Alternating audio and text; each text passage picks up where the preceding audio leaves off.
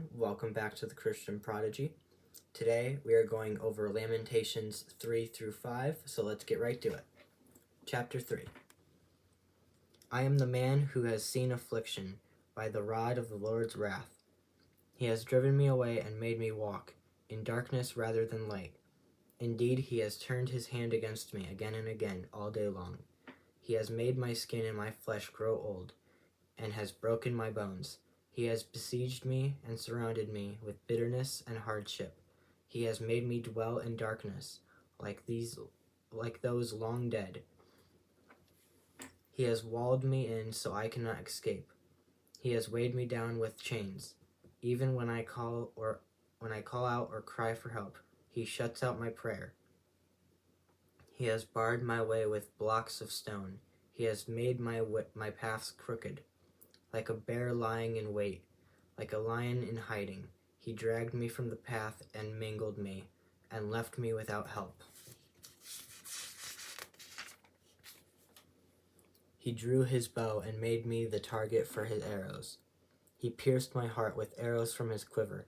I became the laughingstock of all my people. They mock me in song all day long. He has filled me with his bitter herbs and given me gall to drink. He has broken my teeth with gravel. He has trampled me in the dust. I have been deprived of peace. I have forgotten what prosperity is.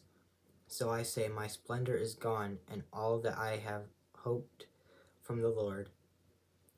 I remember my affliction and my wandering, the bitterness and the gall. I remember them, and my soul is downcast within me. Yet this I call to mind, and therefore I have hope. Because of the Lord's great love, we are not consumed, for his compassions never fail. They are new every morning. Great is your faithfulness. I say to myself, the Lord is my portion, therefore I will wait for him. The Lord is good to those whose hope is in him. To the one who seeks him it is good to wait quietly for the salvation of the Lord. It is good for a man to bear the yoke while he is young. Let him sit alone in silence, for the Lord has laid it on him. Let him bury his face in the dust. There may yet be hope. Let him offer his cheek to one who would strike him, and let him be filled with disgrace. For no one is cast off by the Lord forever. Though he brings grief, he will show compassion. So great is his unfailing love, for he does not unwillingly bring affliction or grief to anyone, to crush underfoot all prisoners in the land, to deny people their rights before the Most High, to deprive them of justice. Would not the Lord see such things, who can speak and have it happen? If the Lord has not decreed it, is it not from the mouth of the Most High that both calamities and good things come? Why should the living complain when punished for their sins? Let us examine our ways and test them, and let us return to the Lord. Let us lift up our hearts and our hands to God in heaven and say, we have sinned and rebelled, and you have not forgiven. You have covered yourself with anger and pursued us. You have slain without pity. You have covered yourself with a cloud so that no prayer can get through. You have made us scum and refuse among the nations. All our enemies have opened their mouths wide against us. We have suffered terror and pitfalls, ruin and destruction. Streams of tears flow from my eyes because my people are destroyed. My eyes will flow unceasingly without relief, until the Lord looks down from heaven and sees. What I see brings grief to my soul, because of all the women of my city. Those who were my enemies without cause hunted me like a bird. They tried to end my life in a pit, and threw stones at me. The waters closed over my head, and I thought I was about to perish. I called on your name, Lord, from the depths of the pit. You heard my plea. Do not close your ears to my cry for relief. You came near when I called you, and you said, do not fear. You, Lord, took up my case. You redeemed my life. Lord, you have seen the wrong done to me. Uphold my cause. You have seen the depth of their vengeance, all their plots against me. Lord, you have heard their insults, all their plots against me. What my enemies whisper and mutter against me all day long. Look at them, sitting and standing. They mock me in their songs. Pay them back what they deserve, Lord.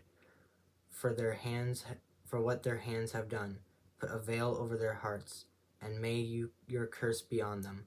Pursue them in anger and destroy them from under the heavens of the Lord. Chapter 4. How the gold has lost its luster. The fine gold has become dull. The scarce gems are scattered at every street corner. How precious children of Zion, once worth their weight in gold, are now considered as pots of clay, the work of a potter's hand. Even jackals offer their breasts to nurse their young, but my people have become heartless like ostriches in the desert. Because of thirst, the infant's tongue sticks to the roof of its mouth. The children beg for bread, but no one gives it to them. Those who once ate delicacies are destitute in the streets. Those who brought up in royal purple now lie on ash heaps.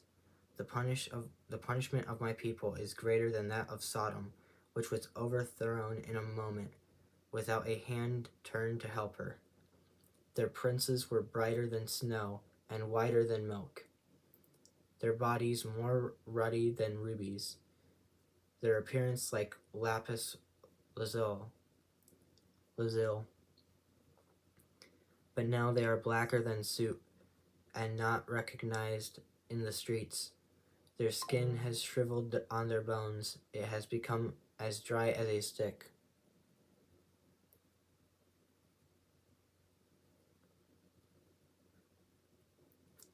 Those killed by the sword are better off than those who die of famine, racked with hunger.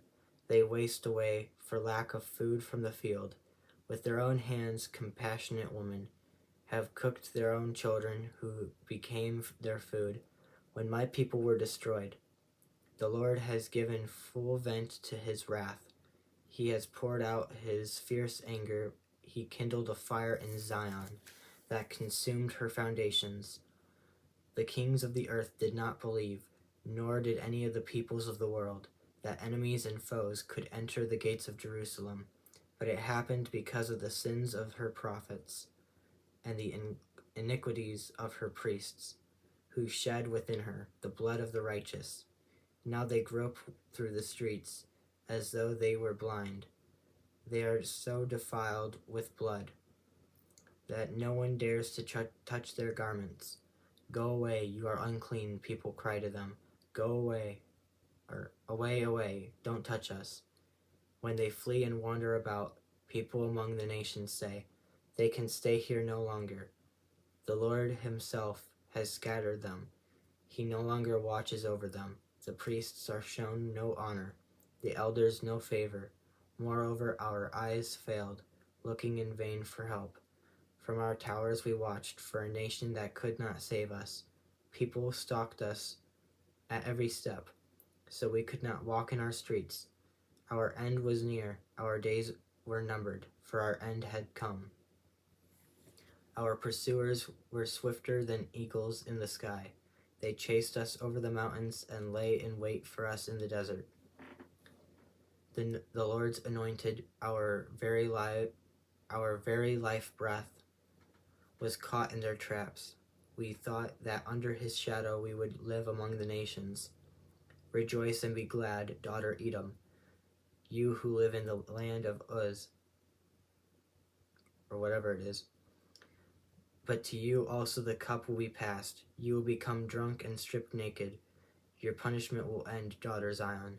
He will not prolong your exile, but he will punish your sin, daughter Edom, and expose your wickedness. Chapter 5. Remember, Lord, what has happened to us. Look and see our disgrace. Our inheritance has been turned over to strangers, our homes to foreigners. We have become fatherless, our mothers are widows. We must buy the water we drink. Our wood can be had only at a price. Those who pursue us are at our heels. We are weary and find no rest. We submitted to Egypt and Assyria to get enough bread. Our ancestors sinned and are no more, and we bear their punishment. Slaves rule over us, and there is no one to free us from their hands. We get our bread at the risk of our lives, because of the sword in the desert, our skin is as hot as an oven, feverish from hunger. Women have been violated in Zion, and virgins in the town of Judah. Princes have been hung up by their hands. Elders are shown no respect. Young men toil at the millstones. Boys stagger under loads of wood. The elders are gone from the city gate. The young men have stopped their music. Joy is gone from our hearts. Our dancing has turned to mourning. The crown has fallen from our head. Woe to us, for we have sinned. Because of this, our hearts are faint. Because of these things, our eyes grow dim. For Mount Zion, which lies desolate, with jackals prowling over it, you, Lord, reign forever. Your throne endures from generation to generation. Why do you always forget us? Why do you forsake us so long? Restore us to yourself, Lord, that we may return.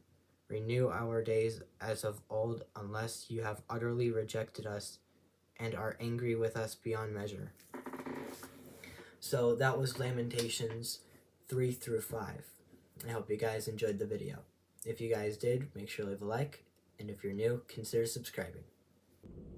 As we close out of the video today, I would like to bring your guys' attention to both my merch shop and my shop. Now, both of these I've been working on for quite some time. I started my merch shop, I believe, in 2021, something around there, and my shop I started just last year. Both have not been doing very well at all, but I figured I would bring it to your guys' attention. Both of them have great items that you might love and you may want. So the links will be in the description of the video for both of those. So if you're interested in what I might have on both of them, go ahead and check it out. Anyways, I will see you guys later. Goodbye.